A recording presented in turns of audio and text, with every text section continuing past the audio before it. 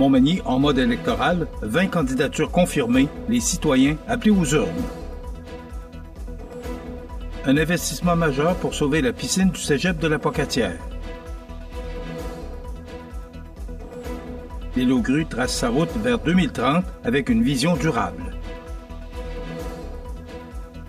« 6 octobre 2025. Bonjour mesdames et messieurs, bienvenue à votre bulletin d'actualité sur le réseau de télévision CMA-TV et bon début de semaine. D'abord, rapporté par notre collègue Serge Lamontagne du journal La Voix du Sud dans Bellechasse, un conducteur d'une quarantaine d'années a perdu la vie tôt samedi matin à Sainte-Lucie de Beauregard. L'accident est survenu vers 3 heures du matin à l'intersection de la rue principale et de la route du lac. Selon la Sûreté du Québec, l'homme, seul à bord de son véhicule, aurait perdu le contrôle pour une raison encore inconnue. Sa voiture a terminé sa course dans un fossé avant de percuter un ponceau, puis un poteau de communication. Le décès du conducteur a été constaté sur place. Un policier spécialisé en enquête de collision s'est rendu sur les lieux pour analyser les circonstances de l'accident. Une analyse toxicologique devrait également être effectuée afin de mieux comprendre les causes de cette tragédie. La période de mise en candidature est maintenant terminée à Montmagny et la course électorale est bel et bien lancée. En effet, le 3 octobre dernier, à 16h30, la présidente d'élection, Maître Karine Simard, a confirmé que les Manimontois et Manimontoises seront appelés aux urnes le dimanche 2 novembre prochain pour élire leur nouveau conseil municipal.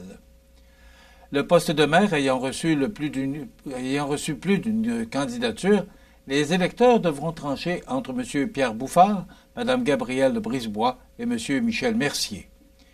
Dans les districts 1, 3, 4, 5 et 6, les citoyens auront également à choisir leurs représentants, tandis que M. Jesse Croteau a été élu par acclamation dans le district 2.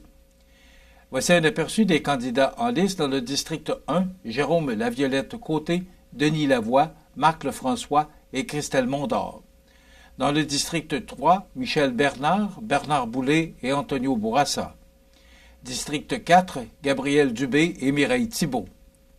District 5, Sylvie Boulay, Mélanie Morin et Jérôme Théberge. District 6, Jacques Coulombe, Colin Lavergne, Bruno Marois et Alexandre Têtu. Les citoyens pourront exercer leur droit de vote le 2 novembre de 10h à 20h à l'espace citoyen. Un vote par anticipation est également prévu au même endroit le dimanche 26 octobre de midi à 20h. Pour les personnes à mobilité réduite ou ayant des limitations de santé, un vote itinérant à domicile ou en établissement de santé est offert. Les intéressés doivent s'assurer que leur adresse actuelle figure correctement sur l'avis d'inscription et faire la demande auprès de la présidente d'élection avant le 10 octobre. Maître Karine Simard invite la population à consulter le site ville.montmagny.qc.ca/élections municipales pour connaître tous les détails sur les candidats et candidates et les modalités de vote. Pour toute question, il est possible de la joindre au 88 248 33 61, poste 2030 ou par courriel à électionsmunicipales@ville.montmagny.qc.ca. La ville de La Pocatière annonce un geste concret pour assurer l'avenir de la piscine du cégep. En effet, un investissement de 500 000 $ vient d'être confirmé dans le cadre de la campagne « Faites partie de la vague ». Le maire Vincent Bérubé, également coprésident de la campagne, rappelle que ce projet est le fruit de plus d'1 an de travail et de négociations. Un protocole d'entente de 10 ans a été signé entre la ville et le cégep de La Pocatière. Il prévoit, entre autres, un versement unique de 500 000 $ entre 2025 et 2029. Un loyer annuel de 110 400 $ indexé de 2030 à 2034. Une tarification préférentielle pour les citoyens. La gratuité des bains libres pour la population locale. 25 % des places réservées dans les activités aquatiques. Ces mesures représentent 665 heures de service à la population chaque année. En ajoutant la contribution financière déjà prévue par la fusion municipale, l'investissement global de la Pocatière pour la piscine atteindra 1,68 million de dollars sur 10 ans. Pour le maire Bérubé, il s'agit d'un engagement essentiel. Nous travaillons depuis plusieurs années à conserver nos services de proximité. Ces investissements sont un geste concret pour garantir la qualité de vie de nos citoyennes et nos citoyens. Il a également tenu à remercier le comité citoyen Sauvons notre piscine, dont la mobilisation a joué un rôle clé dans l'aboutissement du projet. La population est invitée à participer à la campagne Faites partie de la vague et à s'impliquer pour soutenir ce service vital pour la communauté. L'île aux Grues trace sa route vers 2030 avec une vision durable. Tous les détails après la pause. C'est à travers le respect et le besoin de faire plus pour les familles en deuil et l'expérience qui s'est transmise de père en fils que la Maison funéraire Laurent Normand a su au fil du temps se bâtir une réputation de confiance. La Maison funéraire Laurent Normand à Montmagny. Laissez-nous vous accompagner. Le restaurant Pizzeria Porto Bellissimo, un incontournable à Saint-Jean-Port-Joli. Pizza débordante de garnitures, menus variés et abordables. Délicieux desserts avec des produits de grande qualité des gâteries de l'Ami. Porto Bellissimo et les gâteries de l'Ami, route de l'église à Saint-Jean-Port-Joli. Vous regardez CEMA TV, le réseau de l'information sur la Côte-du-Sud. La municipalité de l'île aux Grues vient d'adopter officiellement sa planification stratégique 2025-2030, un document qui servira de feuille de route pour les 5 prochaines années.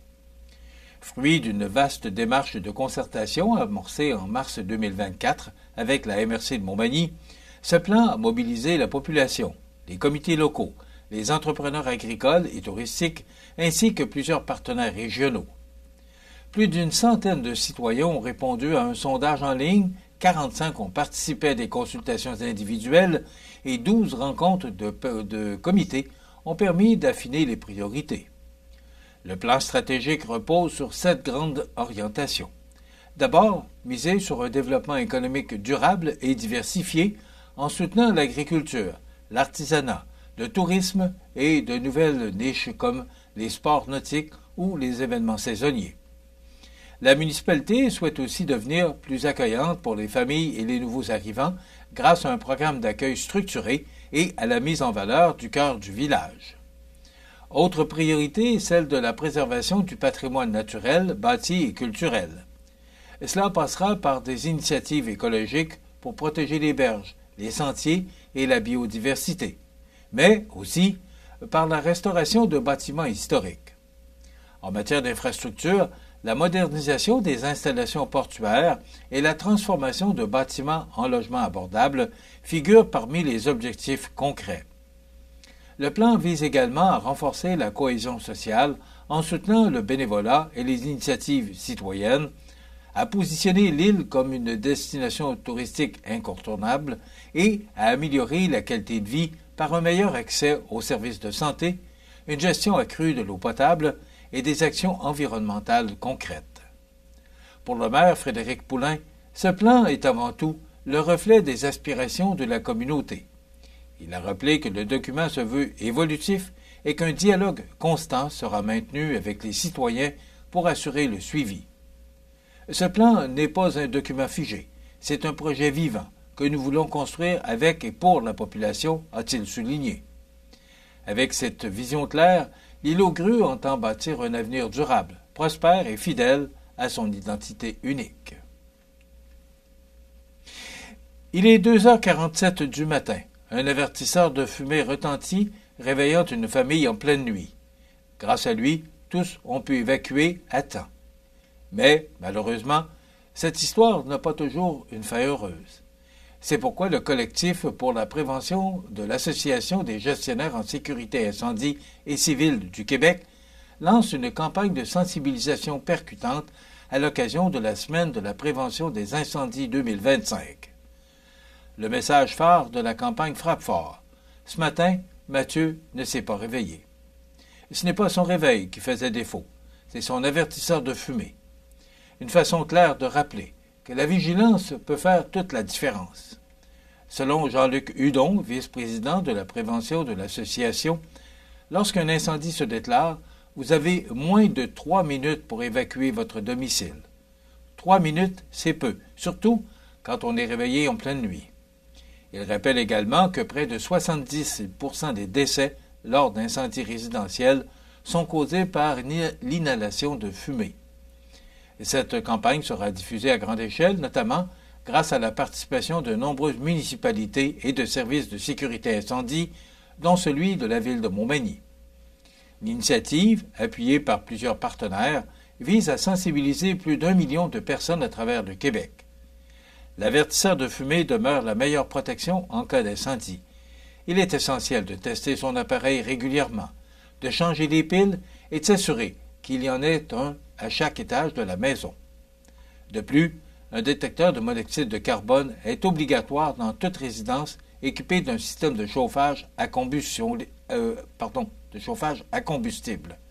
Pour plus de conseils, la population est invitée à consulter le site ville.montmagny.qc.ca/sécurité. La semaine de la prévention des incendies est l'occasion idéale de poser ces petits gestes simples qui, un jour, pourraient sauver une vie.